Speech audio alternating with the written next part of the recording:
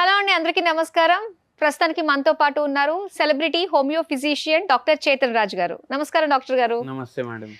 Doctor గారు, ఇప్పుడు menopause కి ఎంటర్ అయిన దగ్గర నుంచి ఏంటంటే విమెన్ లో చాలా చేంజెస్ కనిపిస్తూ ఉంటాయండి. అంటే హార్మోనల్ చేంజెస్ వల్ల, లేదంటే మిగతా రీజన్స్ ఏమన్నా వాటి వల్ల మోకాళ్ళ నొప్పులు అన్నది చాలా మందిలో వింటూ ఉంటాం. ఈ సమస్య నిజంగా మెనోపాజ్ వచ్చింది అంటే ఖచ్చితంగా వస్తుందంటారు ఎవరికన్నా కూడా? ఇప్పుడు గోదావరి ఖని తెలుసు కదా మీకు? అవునండి. ఆడికెళ్ళి ఒకరు వచ్చి నాకేమన్నారంటే, ఎప్పుడు నుంచి ఈ నెల రావడం ఆగిపోయింది, ఎప్పుడు నుంచి నెల రావడం ఆగిపోయింది, అప్పుడు నుంచి మెల్లమెల్లగా మోకాలు నొప్పులు స్టార్ట్ అయినాయి, దానివల్ల అవుతుందా, నేను అట్లా అనుకుంటున్నానా అని అన్నారు. 40 ఏండ్లకే ఆగిపోయింది పీరియడ్స్.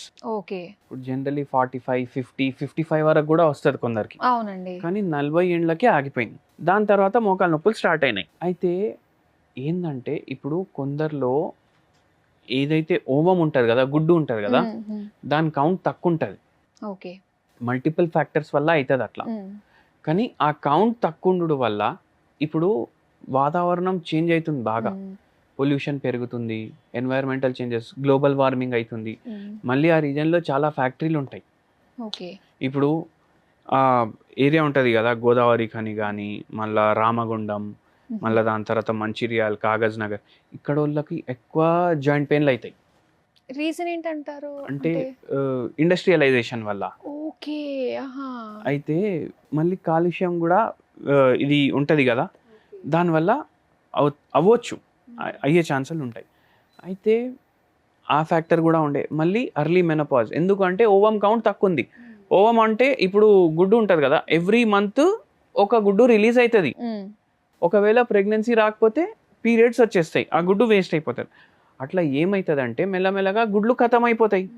గుడ్లు ఖతం అయిపోతే ఏమవుతుంది, ఇప్పుడు పీరియడ్స్ వచ్చి కూడా ఏం ఉండదనేసి శరీరం ఏం చేస్తుంది, పీరియడ్స్ని ఆపేస్తుంది.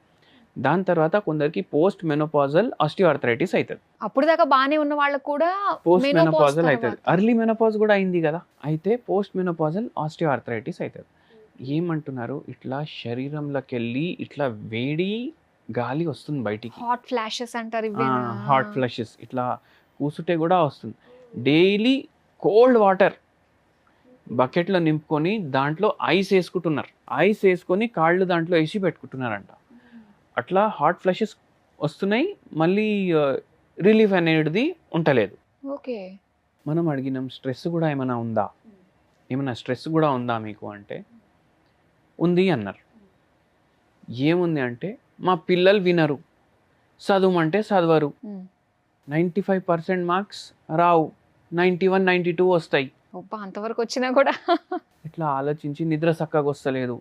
ఇప్పుడు ఇవన్నీ ఏం చేస్తాయి, స్ట్రెస్ ఉంది, ఎన్వైరన్మెంటల్ ఫ్యాక్టర్స్ ఉన్నాయి, మళ్ళీ దాని తర్వాత మెనోపాజ్ ఉంది, ఇవన్నిటి వల్ల మోకాలు నొప్పులు స్టార్ట్ అయినాయి. అయితే ఎంత విపరీతంగా అయిపోయిందంటే ఇంకా 2 ఏండ్లు అయిపోతే ఇంకా నడవనికి పరిస్థితి ఉండకపోవచ్చు అనేది కూడా ఉండే.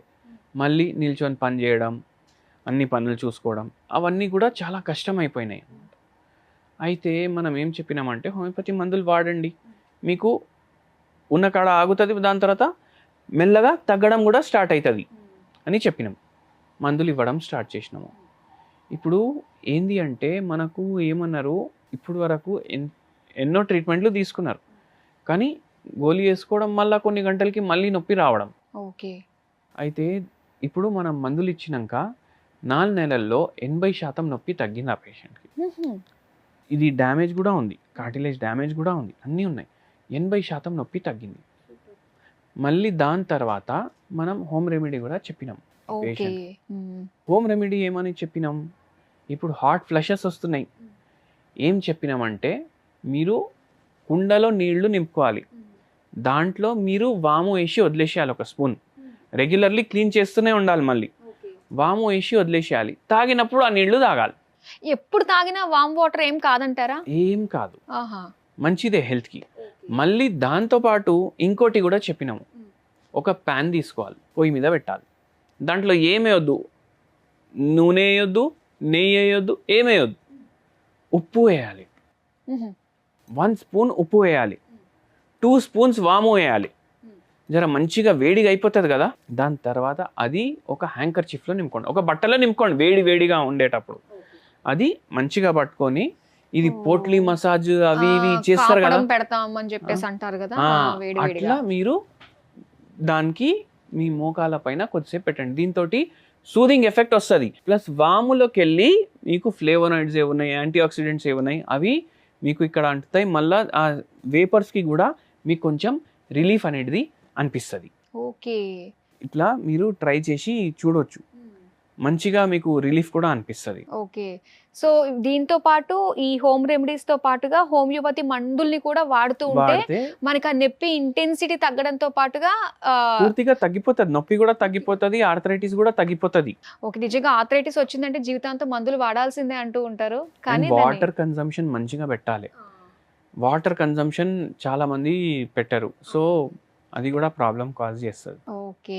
సో రీజన్స్ ఏంటి, దాన్ని ఏ విధంగా 100% మళ్ళీ రివర్స్ చేసుకోవచ్చు, మోకాళ్ళ నొప్పుల నుంచి దూరంగా మెనోపాజ్ టైంలో ఎలా మనం తప్పించుకోవచ్చు అనే విషయాలు తెలియజేసినందుకు థ్యాంక్ యూ సో మచ్ అండి.